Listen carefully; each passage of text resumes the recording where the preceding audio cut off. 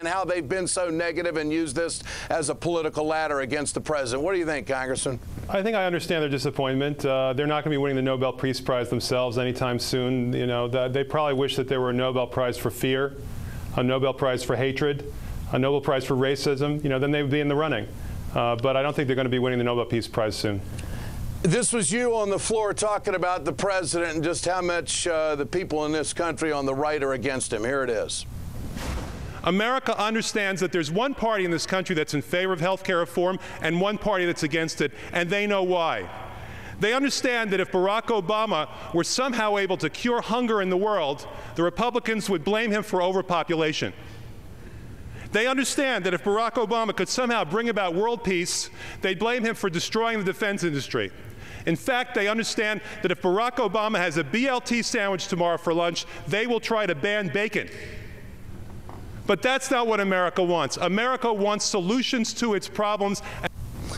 Congressman, I have to ask you, do you think that this story is got a life to it that may go on for weeks, that people are going to remember how the GOP has responded to the president winning the Nobel Peace Prize? Will this hurt them even further, in your opinion? I think it'll hurt them terribly. People are going to be embarrassed to be Republican before much longer. They come up with their 12-day talking point, which makes no sense whatsoever. There were over 200 nominees, and the vote was actually taken quite recently. So we're talking about 9 months of accomplishment to change the conversation that people are having all over the world about each other. That's why he got the award. But they come up with their plausible lie about 12 days, and they spread it as far and wide as they can.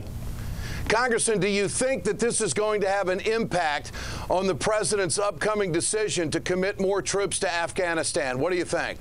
I think I'd like to see the president win 3 Nobel Peace Prizes. He's already won one. Now I'd like to see one for Iraq and one more for Afghanistan. Okay.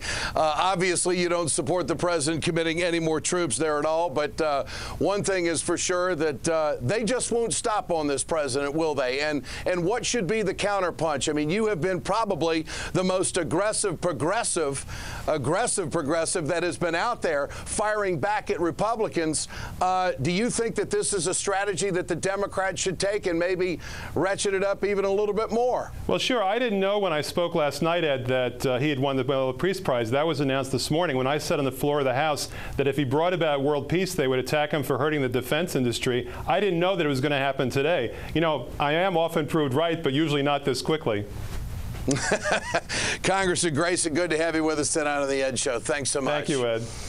Coming up, if Michelle Bachmann wants me to stop talking about her, she's got to stop saying